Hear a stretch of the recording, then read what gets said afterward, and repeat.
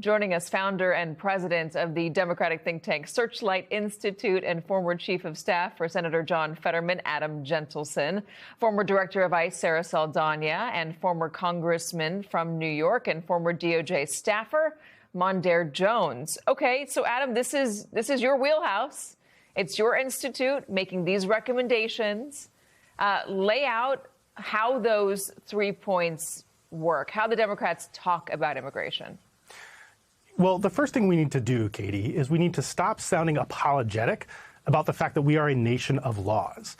You know, a sovereign nation begins with a secure border. And Democrats, when they talk about immigration, especially since President Obama, often sound like we're apologetic about that fact. We need to be forceful in our defense of our immigration laws. These laws exist for a reason. We have a right to enforce them, and they should be enforced. And when we sound, apologetic about it, what we do is we create huge incentives for people to come to this country illegally. So one of the big things we propose is fixing our asylum system, which is broken beyond repair at this point.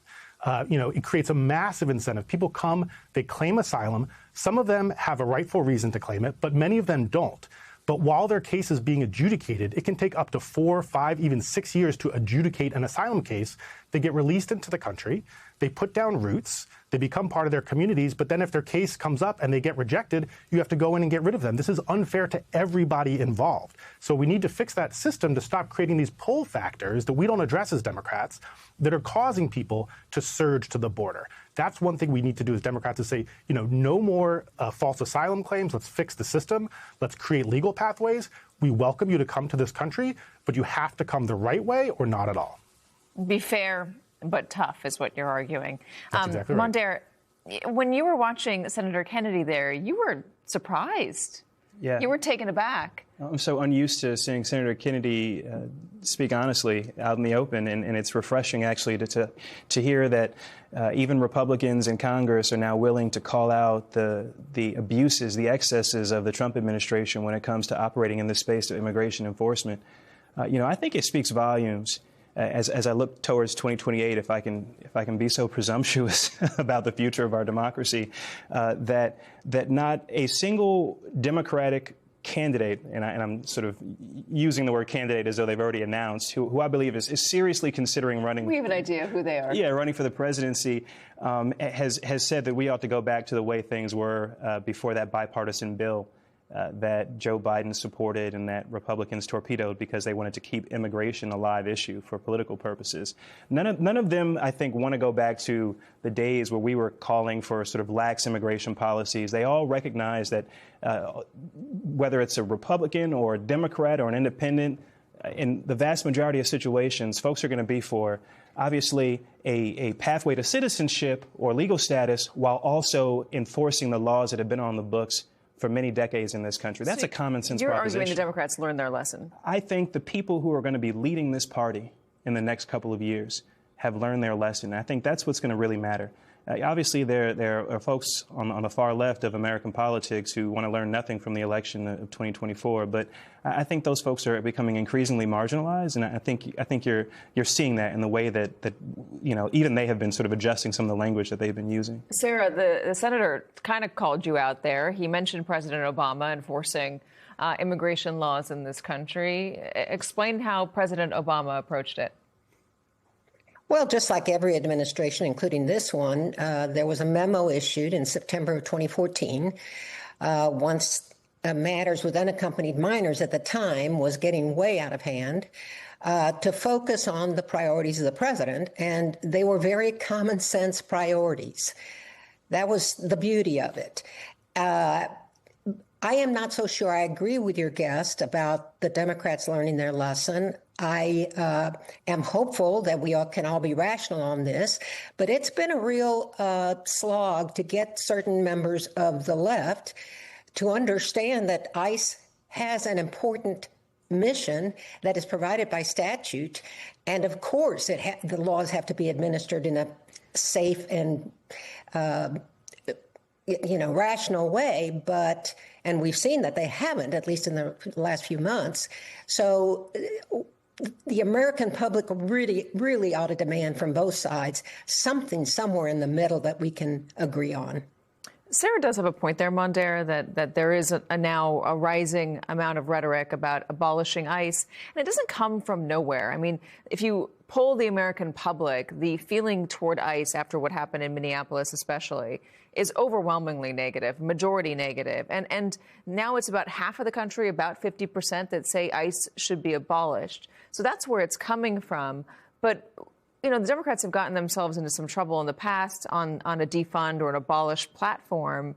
How do they work with this? Because this is an issue that the polling suggests is one that the Democrats should maybe go more leftward on. So I think this is where leadership matters.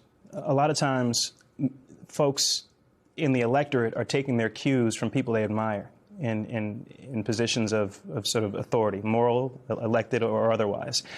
And so I don't expect the average person to be considering what happens when you get rid of an agency whose mandate, whose remit is enforcement of our immigration statutes. Right? I think what's happening is you've got people. Are you saying it's a virtue signaling? Look, I think when it comes to 2028, you are not going to see a serious presidential contender on the Democratic side use phrases like abolish ICE.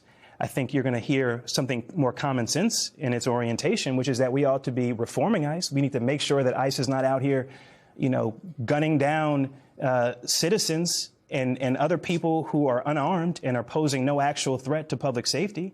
I mean, that is what I think you're going to see, and that's what you've already seen from people like Andy Beshear, from J.B. Pritzker, from Gavin Newsom. I mean, these are no shrinking violets when it comes to liberalism or progressivism, but they understand where this country is and where it ought to be. But oftentimes the party gets painted by the most extreme member, but that's all politics. The other issue that Republicans have been able to use to their advantage is that they come up with, I mean, what Donald Trump did when he was campaigning is he simplified everything. His whole message was build a wall. The first time around. Second time around, it was mass immigration now. There was no nuance to it. There's no complication. There was no explaining, here's my 3-point policy, and here's what we're going to do with X, Y, and Z. The Democrats tend to get kind of lost in the weeds on those issues. How do they simplify it, boil it down, Adam, to a winning message, the points that you were making? I think you say the right way or not at all. That's what we're talking about here. You know, we welcome you as a nation of immigrants. Immigration is a massive contributor to our country, to our culture, to our economy. We welcome immigrants to this country, but come the right way or not at all. That's what we need to hear Democrats say. I agree with Mondaire that you are hearing a little bit of a shift, although, you know, you heard a lot of people calling for abolish ICE when the sort of pressure came down there. So I'm not sure that this impulse is totally gone. But I would like to see folks, you know, when they talk in private, they will say, oh, we've learned our lesson. Oh, we're more moderate on this. You know, oh, we've changed our views. But then their public statements still have a lot to be desired. And so what I want to see Democrats say is, you know, this is our message on immigration from now on is come the right way or not at all. Why is the party so timid on immigration? I think. I know you say it's changing, no, but it's still pretty. It's still relatively. If I'm being timid. honest, as someone who's sort of gone through this process before, gotten elected back in 2020, there's tremendous pressure. I know there's this effort now to hate on people like Adam and the work that his organization has been doing by invoking the groups. But it is just the case that until very recently, there were a lot of people in organizations operating in this space who would go through to great lengths to make people into racist or perceived to be racist or somehow not pro-immigration if they said we ought to enforce the laws that exist on the books. You get called names. And get called names. I mean, it happens with other issues too, obviously, but this is not an exception to that. Adam, I know you want to join on that. Yeah, well, Mondaire said it, not me, you know, but I think it is true that there's industry of pressure groups that, you know, put a lot of pressure on Democrats to sort of take these left-wing positions that are dramatically out of step with where the American people are. And part of the way that they sort of enforce this ethos is, as Mondaire said, to call people, you know, the worst names you can possibly imagine if you step out of line from their orthodoxy and say we should be a nation of laws. We should enforce our border. We should deport people who commit crimes and come here illegally. You know, and that is where we used to be as a party. Democrats used to win on this issue. This used to be a winning issue for us, not one we ran away from.